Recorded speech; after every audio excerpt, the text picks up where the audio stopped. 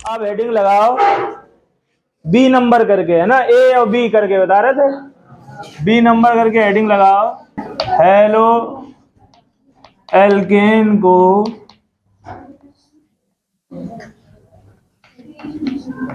शुष्क silver oxide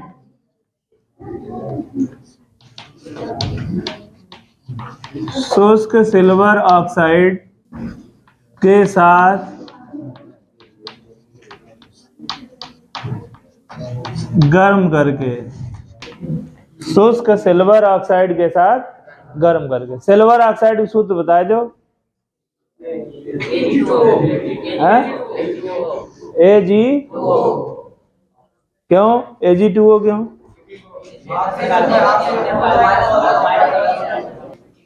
जब कोई यौगिक बनता है संयोजकता परिवर्तन होती है, हैं? सिल्वर क्या होता है? Ag+, एक होती है संयोजकता ऑक्सीजन की, जब ये आपस में मिलेंगे संयोजकता परिवर्तन होगा तो Ag2O। जिंक ऑक्साइड लिखना है तो ZnO आएगा, जागी द्वि माइनस जागी द्वि प्लस समान है, इसलिए क्या रहेगा? ZnO। सोडियम ऑक्साइड को बताओ, Na पे होता है प्लस, तो क्या हो जाएगा? Na। Potassium oxide K2। देखो हेलो एल्केन एक ले लें हम, मेथिल आयोडाइड, क्या ले लें? या एथिल आयोडाइड ले लो, जो सही है। दुई अणु ले लें, कितने? हेलो एल्केन है ना ये, जाके क्रिया काय संग कराए थे? Ag शुष्क सिल्वर के साथ कराए थे, शुष्क सिल्वर ऑक्साइड के साथ। तो देखो एक AgI ले जाएगा, एक AgI ले जाएगा तो दो AgI बन जाएगा गर्म करने पर। किस पर? गर्म करने पर है ये। तो क्या मिल जाएगा? 2 AgI मिल जाएगा। बचा क्या? देखो क्या बचा, देखो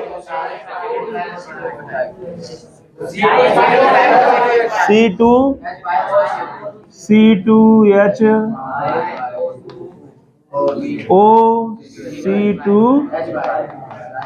देखो नाम बताओ, डाई एथिल ईथर।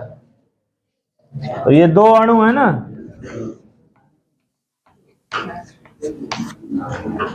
और ये क्या है? सिल्वर ऑक्साइड है, ये हमें मिला डाई एथिल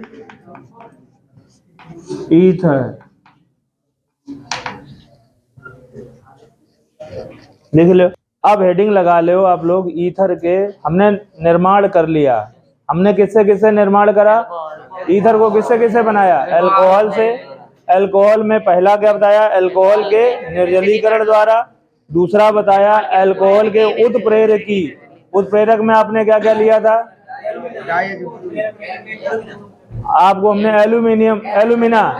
एल्यूमिना लिया था, और उससे हमने ईथर प्राप्त कर लिया।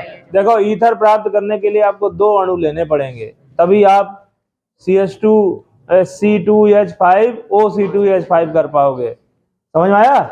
ईथर का जनरल फार्मूला क्या होता है? ROR, याद रखना है। साधारण नाम तो जानते ही हो, ईथर से दिया जाता है, और IUPAC नाम में एल्कोक्सी एल्केन होता है। क्या होता है? छोटी श्रृंखला के साथ ऑक्सी और बड़ी श्रृंखला का नाम एल्केन के हिसाब से दिया जाता है। ये तो बात मालूम है। हेडिंग लगा लो, ईथर के भौतिक गुण। ईथर के कुछ महत्वपूर्ण भौतिक गुण निम्नलिखित हैं।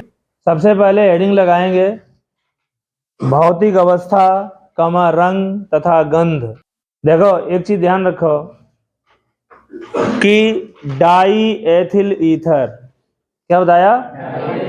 डाई एथिल ईथर है, जानते हो क्या हो गया जाएगा? C2H5OC2H5, डाई एथिल ईथर माने एथॉक्सी एथेन, यही तो है डाई एथिल ईथर। और आपका ethyl methyl ether, ethyl methyl ether कैसे मिले? C2H5OCH3, यही तो जाएगा, या CH3OC2H5, ये सामान्य ताप पर गैस होते हैं। कैसे होते हैं? और इससे ऊपर वाले सदस्य जो होते हैं और लोग होते हैं वो सामान्य ताप पर द्रव होते हैं, रंगहीन द्रव। कैसे? और इनमें सभी ईथरों में एक अपनी विशेष गंध पाई जाती है। समझ गए? तो लिख लो, लिखो डाई एथिल ईथर तथा एथिल मेथिल ईथर सामान्य ताप पर गैस हैं, जबकि अन्य ईथर रंगहीन द्रव हैं। इनमें अपनी एक विशेष गंध होती है। ठीक, दूसरा नंबर डालो, घनत्व। लिखो, ईथर्स का अणुभार बढ़ने से इनके घनत्व भी बढ़ते हैं। ईथर का घनत्व 1 से कम होता है। ईथर का घनत्व 1 से कम होता है, अर्थात ईथर, काले पेन से लिख लो, जल से हल्के होते हैं। अर्थात ईथर जल से हल्के होते हैं। जल से हल्के होते हैं। ठीक, अगला नंबर डालो, हाइड्रोजन के साथ बंधुता। लिखो, ईथर्स में हाइड्रोजन के साथ बंधुता का अभाव होता है, क्योंकि ईथर्स में OH समूह है ना, OH समूह जाए कहा गया हाइड्रोक्सिल समूह, OH समूह उपस्थित नहीं होता है, उपस्थित नहीं होता है। अर्थात हाइड्रोजन, अच्छा जामे बताओ, ऑक्सीजन सीधे काहे से जुड़ो हुआ है कि हाइड्रोजन से जुड़ो है ना? तो यहाँ सीधे हाइड्रोजन से जुड़ा नहीं होता है, इसलिए हाइड्रोजन बंध बना नहीं पाता है। तो अच्छा एक बात बताओ, हाइड्रोजन बंध नहीं जाकि हाइड्रोजन बंधुता का अभाव है तो ईथर जल में घुलनशील होए कि अघुलनशील है? क्योंकि लाइक डिजॉल्व लाइक, यह एक कार्बनिक यौगिक है और जल एक अकार्बनिक है। समझ गए? हाँ ठीक, सही बात पकड़े है। हाँ, बेंजीन में घुल जाएगा, अल्कोहल में घुलेगा,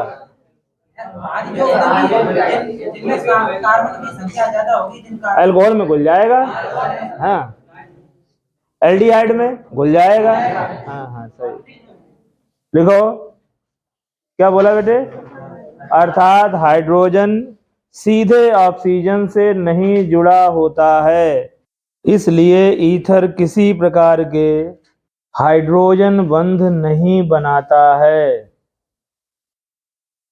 ठीक, अगला नंबर डालो, क्वथनांक। क्वथनांक इनका कैसा होगा? अल्कोहल से कम होगा। क्यों कम होगा? क्यों कम होगा? क्योंकि हाइड्रोजन बॉन्ड नहीं पाया जाता है।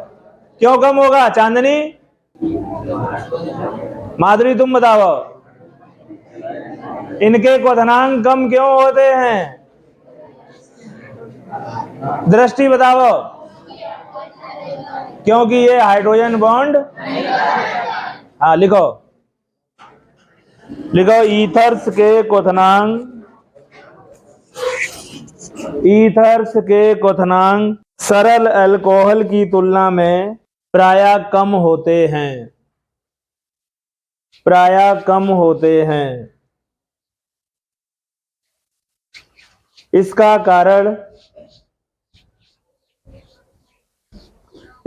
कारण ईथर में अंतरा अणुक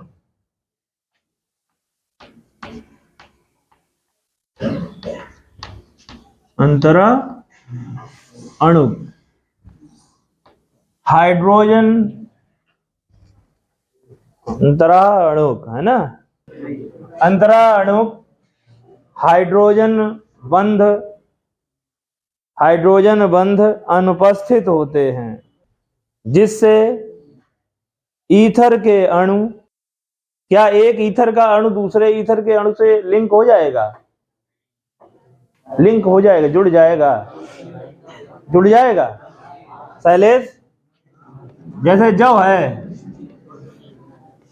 जो हाइड्रोजन बॉन्ड बनावट है, जो पार्शली निगेटिव है, जो पार्शली पॉजिटिव है, ये पार्शली पॉजिटिव, यहां कोई दूसरा आएगा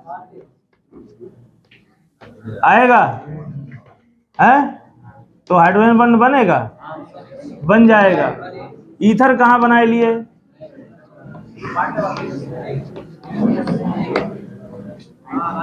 ईथर कहां बनाए लिए? बना लिए ईथर। ईथर का अणु दूसरे ईथर के साथ जुड़ना नहीं जुड़ पाएगा, विशेष परिस्थितियों में जोड़ दिया जाए। क्यों? देखो, ऑक्सीजन आसपास कितने हो? 6 हो, दुई तो जहां में लोन पेयर है।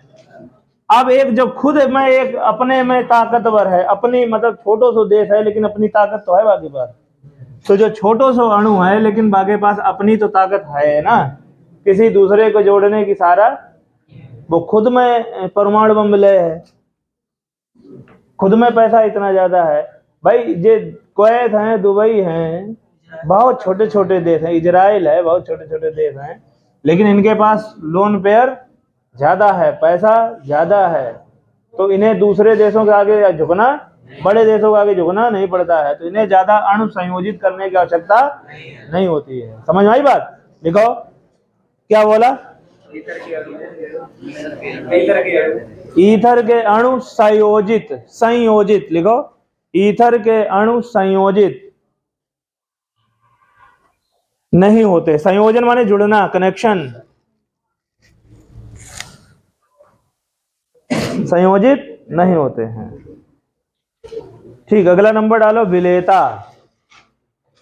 विलेयता, घुलनशीलता, है ना, सॉल्युबिलिटी। विलेयता बताओ। जल में, हाँ, अघुलनशील क्या हम कह सकते हैं? कम विलेय होते हैं, लेकिन हाँ अघुलनशील कह लो, ठीक। लिखो, देखो, समझो, ईथर में हाइड्रोजन बॉन्ड नहीं पाया जाता है, इसलिए जल में बहुत कम या ना के बराबर अघुलनशील होते हैं। कैसे होते हैं? लेकिन ये अल्कोहल में घुल जाएगा, कार्बनिक विलायकों में ये घुल जाते हैं। लिखो, ईथर जल में कम विलेय होते हैं, ईथर जल में कम विलेय होते हैं, परंतु कार्बनिक विलायकों जैसे बेंजीन, क्लोरोफार्म सूत्र मालूम है? क्या होता है? CH, हाँ, क्लोरोफार्म आदि में सरलता से विलेय हो जाते हैं। क्लोरोफार्म सूत्र होता है CHCl3। ठीक, हेडिंग लगाओ, ईथर के रासायनिक गुणधर्म।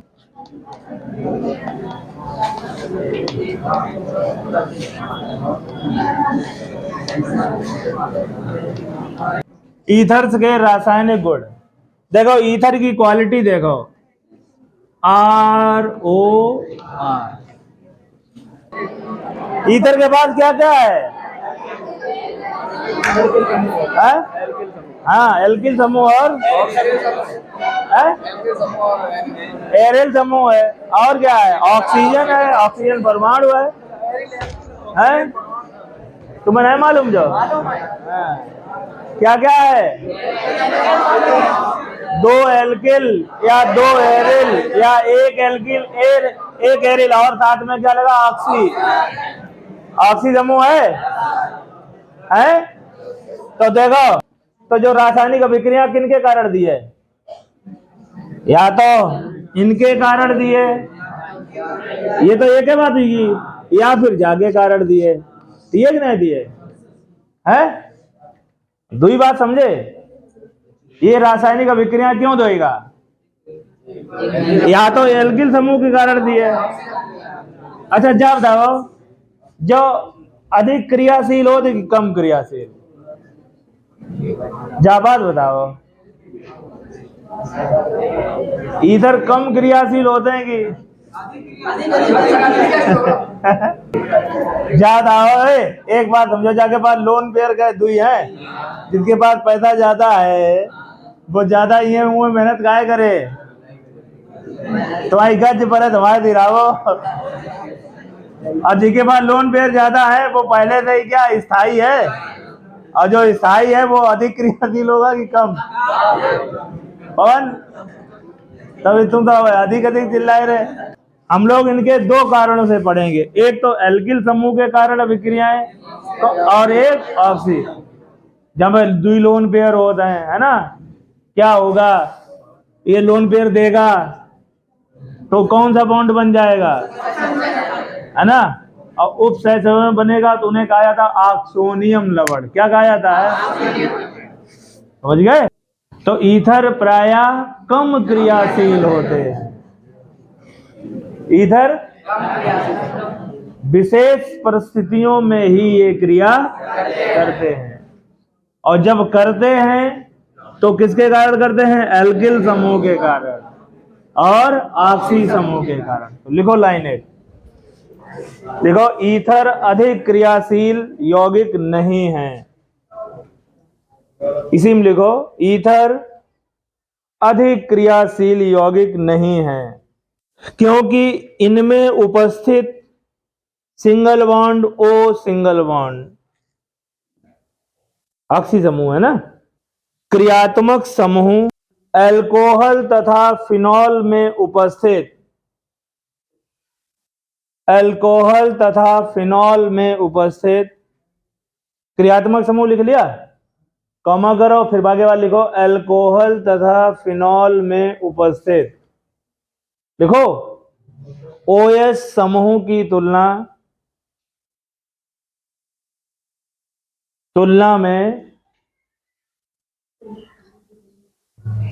में लिख लो, अक्रिय होता है।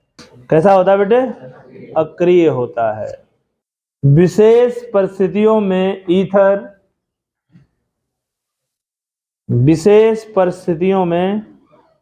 ईथर निम्न अभिक्रियाएं देते हैं।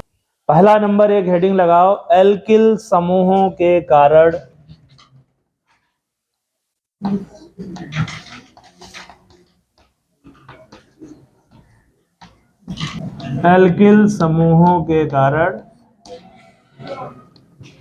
अभिक्रियाएं। ईथर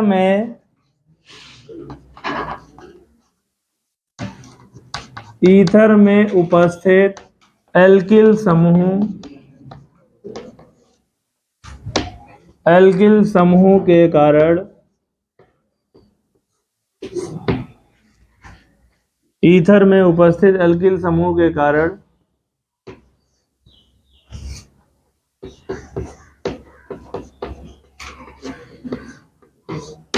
होने वाली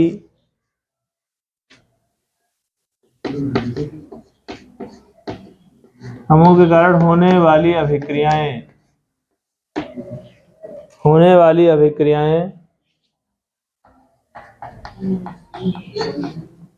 निम्न हैं। अभिक्रियाएं निम्न हैं। पहला नंबर लगाओ, हैलोजनीकरण।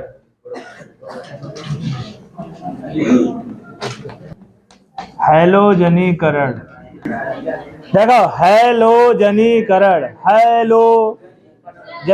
का मतलब हैलोजन का जुड़ना, हैलोजनीकरण कहलाता है। देखो एक बात सीखो, जैसे हम लोगों में जब भारतीय पद्धति आई ना, IPSC दीवे की, आई का आई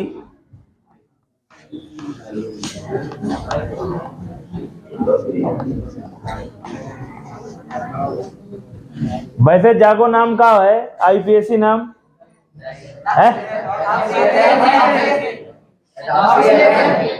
नंदनी का नाम है जाको आईपीएससी नाम एथॉक्सी। तो इतनी गुस्सा हम गाय बताए रही। असाधारण नाम डाई एथिल। देखो एक बात और बता मैं, ऑक्सी जो है समूह जाए कही जाता है अल्फा। क्या कही जाता? Alpha carbon. इसे कही जाता है बीटा, जाके बाद वाले गामा, गीगा, फिर है ना, समझ गए? जो कौन सा कार्बन है अल्फा, जो कौन सा है बीटा, ऐसे जो कौन सा है अल्फा, जो कौन सा है बीटा। ठीक। देखो हैलोजनीकरण में क्या होता है, जब ईथर की क्रिया, क्या होता है? जब ईथर की क्रिया अंधेरे में, काहे में? क्लोरीन या ब्रोमीन के साथ कराई जाती है। बोलो बोलो। जब ईथर की क्रिया अंधेरे में, डार्क में, क्लोरीन या ब्रोमीन के साथ कराई जाती है, तब अल्फा हाइड्रोजन प्रतिस्थापन द्वारा, अल्फा माने प्रतिस्थापन द्वारा एक नया यौगिक प्राप्त हो जाता है। क्या समझ में आया? क्या बताया हमने? जब फिर बोलो मेरे साथ, जब ईथर की क्रिया अंधेरे में ब्रोमीन या क्लोरीन के साथ कराई जाती है, तब अल्फा हाइड्रोजन प्रतिस्थापन द्वारा एक नया यौगिक प्राप्त होता है। अब जैसे देखो, हीन से एक हाइड्रोजन हटे, देखो पहले जैसे हमने क्लोरीन से कराई थी, कहाँ से कराई थी? कहाँ कराई? डार्क में, अंधेरे में करा दी। तो ये क्लोरीन यहाँ पे आएगी, जुड़ेगी आकर के, तो यहाँ से एक H निकलेगा, हाइड्रोजन हटाया जाएगा, तो HCl निकल जाएगा, निकल जाए भैया। भाई देखो, एक क्लोरीन आएगी हीन जुड़ी है, एक क्लोरीन आएगी हीन जुड़ी है, दूसरो क्लोरीन जो है वो H को लेके जाए, क्या माइनस हो जाएगा? HCl हो जाएगा। अब यहाँ पे आकर के Cl लग गया, अब Cl2 तो एक है थोड़ी है, और तो है, फिर हीन प्रतिस्थापन करे, फिर हीन से एक हाइड्रोजन हटे, एक Cl हीन जुड़िए, अल्फा है, अल्फा हटो जो का वो डाई क्लोरो है, कहे डाई है ना, डाई एथिल ईथर। अब आओ समझ, पूरा तो बोलो कम से कम, छोड़ो क्या है? Alpha die chloro die ethyl ether. आइए समझ। जैसे देखो CH3 CH Cl,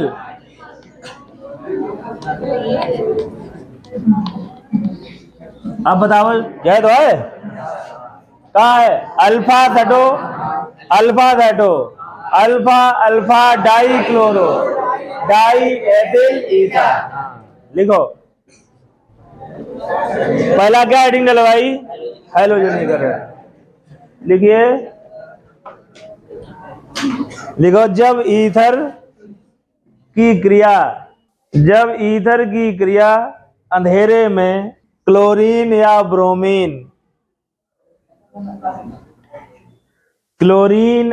ब्रोमीन से कराई जाती है, तो प्रतिस्थापन मुख्यतः अल्फा कार्बन परमाणु पर होता है। चलो रिएक्शन लिखो, CH3 CH2 O CH2 CH3, जो अल्फा जो बीटा का संक्रिया कराए रहे बेटा, ब्रोमीन या क्लोरीन, Cl2 या Br2। चलो बताओ क्या निकलेगा यहाँ से? एक हाइड्रोजन यहाँ से निकलेगा, तो यहाँ माइनस हो जाएगा HCl, क्या बच जाएगा? CH3, यहाँ क्या आ जाएगा CH, और यहाँ क्या लग जाएगा Cl। जो अल्फा है जो बीटा है, हियन का लगो O, हियन का है CH2 और CH3 जो अल्फा है जो बीटा है। ठीक, फिर से करें और एक रिएक्शन जो दुविधाएं हुए आगे बढ़ाओ, ये आगे बढ़ाएंगे, इधर क्या आ जाएगा CH3 CH Cl, सॉरी नीचे करो, Cl जो इगो जाए अल्फा, जो इगो जाए बीटा, जो आएगो हियन पे, हियन आएगो Cl, हियन आएगो CH3 जो इगो अल्फा, जो इगो बीटा है।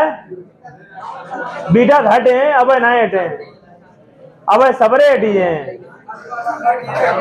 देखो सुनो, सबसे पहले एल्किल समूह किससे जुड़ो है?